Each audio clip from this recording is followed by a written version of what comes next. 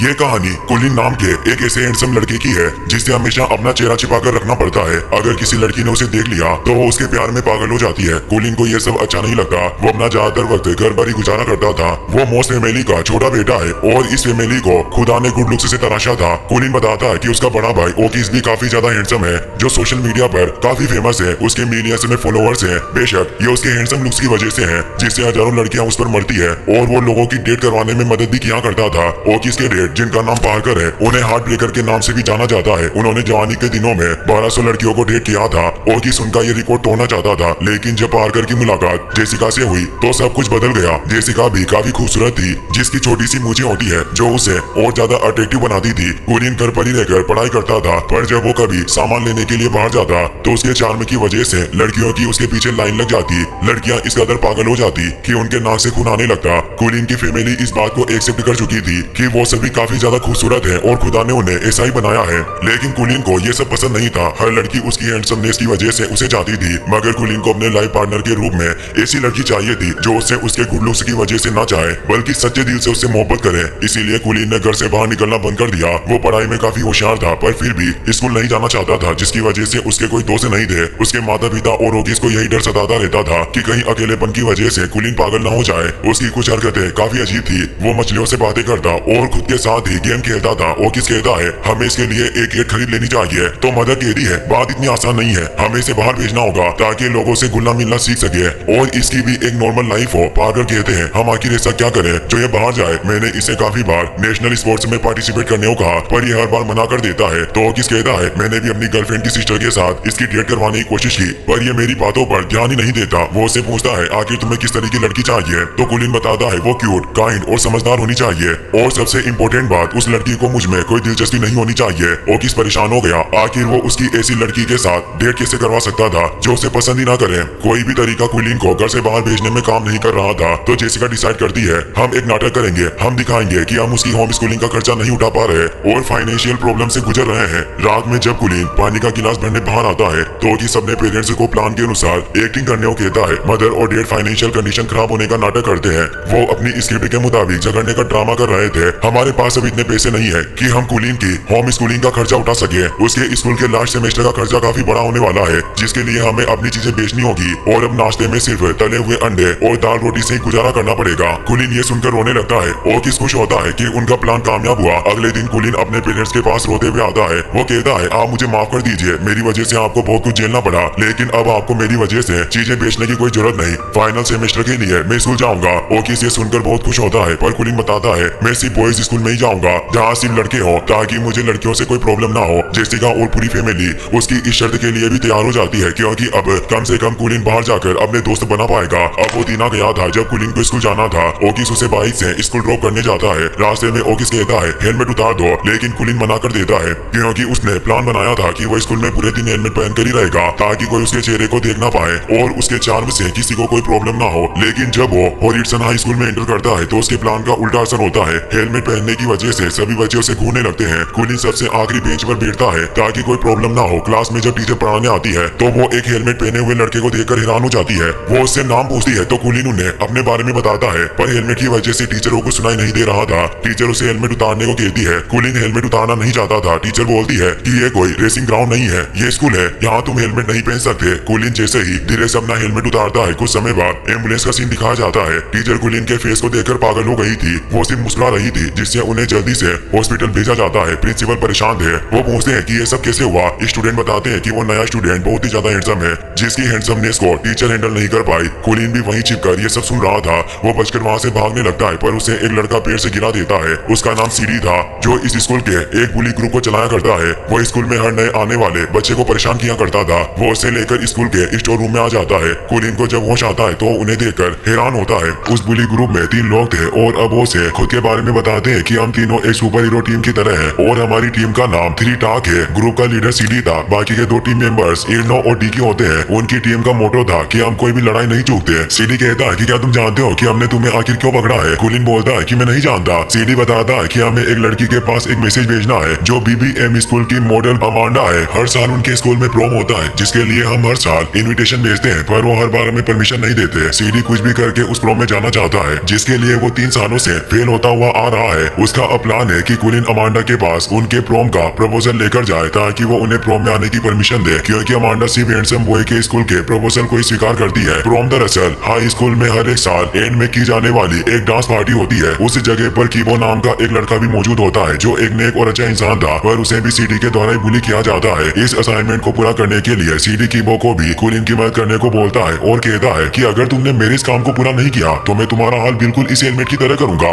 और वो कुलिन के हेलमेट को डैमेज कर देता है। कुलिन डिसाइड करता है कि वो सीडी की कंप्लेंट प्रिंसिपल से करेगा। कीबो से रोकने की कोशिश करता है पर कुलिन उसकी नहीं सुनता। वो दोनों प्रिंसिपल ऑफिस में आ जाते हैं। कुलिन सीडी की उनसे कंप्लेन करता है और उन्हें सारी बात बताता है, पर प्रिंसिपल सीडी की साइड लेते हैं और बताते हैं कि सीडी उनका सबसे छोटा बेटा है, उसने 3 साल प्रोम के चक्कर में बर्बाद कर दिए। वो कुलिन को धमकी देते हैं कि तुम्हें मेरे बेटे के लिए टास्क को पूरा करना होगा वरना मैं तुम्हें इस साल फेल कर दूंगा। शाम को कीबो और कुलिन स्कूल के बाहर बैठे हुए होते हैं। कीबो कुलिन के लिए कोल्ड ड्रिंक लेकर आता है। वो कहता है कि अगर हमें पास होना है तो हमें इस सीडी के टास्क को पूरा करना होगा। कुलिन भी मान जाता है। कुलिन को एहसास होता है कि कीबो एक बहुत ही अच्छा इंसान है, पहली बार उसे कोई दोस्त मिला, इससे वो खुश होता है। अगले दिन वो ब्रेन ब्यूटी मैनर यानी BBM स्कूल में जाते हैं, जहाँ गर्ल को उनके स्मेल से ही पता चल जाता है कि कोई लड़का उनके स्कूल में एंटर किया है। वो गर्ल्स स्कूल होने की वजह से सभी लड़कियां बाहर इकट्ठा हो गई थी। उन्हें लग रहा था कि कुलिन एक बदसूरत लड़का है जिससे वो हेलमेट लगाकर आया है। लड़कियां बोलती है कि हमारे स्कूल में अगली लड़की के आने की मनाही है और वो कुलिन को अपना हेलमेट उतारने के लिए फोर्स करने लगती है। कुलिन धीरे से अपना हेलमेट उतारता है। उसका चार्म चारों तरफ फैल जाता है जिससे लड़कियां इतनी ज्यादा अट्रैक्ट होती है कि हम अगले सीन में एक चार्म ब्लास्ट होते हुए देखते हैं। कुछ समय बाद टीवी न्यूज दिखाई जाती है जिसमें रिपोर्टर बताते हैं कि कुलिन के चार्म की वजह से लड़कियां पागल होने लगी, उनके नाक से खून बहने लगा। आज तक उन्होंने इतना हैंडसम लड़का नहीं देखा, जिससे कुछ लड़कियां पागलों की तरह बर्ताव करने लगी, मानो उन लड़कियों का खुद पर काबू ही ना रहा हो। और अब कुलिन को टू हैंडसम टू हैंडल नाम से जाने जाने लगा। अब हम अमांडा को देखते हैं जो अपने शूट के दौरान वेन में होती है। वो भी इस न्यूज को देख लेती है। ये वही लड़की थी जिसने BBM स्कूल की सबसे खूबसूरत लड़की का खिताब हासिल कर रखा था। वो एक मॉडल भी थी। कुलिन को देखते ही वो भी मुस्कुराने लगती है। उसे अब वो लड़का मिल चुका था जो उसकी सुंदरता को मैच कर सके। उसने डिसाइड किया कि चाहे कुछ भी हो जाए पर वो कुलिन को हासिल करके रहेगी। चारों तरफ ये खबर फैलने की वजह से लड़कियां अब मॉस फैमिली के घर पर इकट्ठा हो गई थी। वो सभी कुलिन से मिलकर सभी को अपना बनाना चाहती है। घर के बाहर एक बड़ी भीड़ जमा हो गई थी। मॉस फैमिली इस बात का फायदा उठाती है। पार्कर घर के बाहर एक टिकट काउंटर ओपन कर देते हैं। वो कुलिन के चाइल्डहुड मेमोरीज और हाउस टूर के लिए पैसे चार्ज कर रहे थे। लड़कियों की एक लंबी लाइन लग चुकी थी जिससे कुलिन की फैमिली को काफी प्रॉफिट हो रहा था। मदर जेसिका सभी गर्ल को हाउस टूर दे रही थी। अब सीन कुलिन पर शिफ्ट होता है जो सभी से बचता हुआ घर की तरफ जा रहा होता है। तभी वो न्यूज में देखता है कि उसकी फैमिली ने उसका फायदा उठाया और लड़कियों को हाउस टूर देकर पैसा कमा रहे हैं। कुलिन काफी उदास हो उसे लगने लगता है कि उसकी फैमिली ने जानबूझकर उसे स्कूल भेजा। तभी वहाँ मौजूद लड़कियां कुलिन को पहचान लेती है। कुलिन उनसे बचकर भागने लगता है। वो एक घर की छत पर आ जाता है। कुलिन को कुछ समझ नहीं आता कि आखिर वो करे तो क्या करे। उसके भाई का उसे वीडियो कॉल आता है। वो उसे घर बुला रहा था पर वो देखता है कि घर पर काफी सारी लड़कियां मौजूद है। कुलिन काफी दुखी होता है और कहता है कि भाई तुमने मुझे धोखा दिया। वो कॉल कट कर देता है। कुलिन सुसाइड करने का डिसाइड करता है और छत से कूदने लगता है पर वहाँ मौजूद रेरे नाम की लड़की उसे रोक लेती है और बोलती है कि तुम मरना चाहो तो मर सकते हो पर मेरे सामने मत मरो यार। कुलिन उसे देखकर हैरान होता है। उस लड़की पर उसके चार्म का कोई असर नहीं हुआ। बाकी लड़की की तरह उसके फेस पर कोई क्रेजी रिएक्शन नहीं था और न ही उसके नाक से खून बह रहा था। कुलिन उस लड़की से बात करने की कोशिश करता है। रेरे को काफी अजीब लगता है और वो वहाँ से चली जाती है। कुलिन का दिल धड़कने लगता है। उसे रेरे से प्यार हो गया था पर रेरे के दिल में उसके लिए कोई फीलिंग्स नहीं थी। अब कुलिन कीबो के घर पर जाता है जहाँ कीबो की ग्रैंडमा उसका स्वागत करती है और बताती है कि तुम जब तक चाहो यहाँ रह सकते हो। अगले दिन वो दोनों BBM स्कूल आते हैं। वो अमांडा से मिलते हैं और उसे सीडी की दी हुई प्रपोजल फाइल देते हैं। अमांडा कीबो से हाथ नहीं मिलाती और दिखावा करती है कि वो कुलिन की सुंदरता से इंप्रेस नहीं हुई, पर जैसे ही कुलिन वहाँ से जाता है अमांडा के नाक से भी खून बहने लगता है। कुलिन को अपनी क्रश रेरे दिखाई देती है पर दूसरी लड़कियों ने उसे घेर लिया था जिससे वो उसे मिल नहीं पाता। कुबो और कुलिन साथ में बैठे हुए बातें कर रहे थे। अब वो दोनों साथ रहने की वजह से काफी अच्छे दोस्त बन चुके थे कि वो कुलिन को अपने साथ खेलने के लिए लेकर जाता है क्योंकि वो एक शो पर काम करने वाली लड़की को पसंद करता है जिससे वो खेलने के बहाने से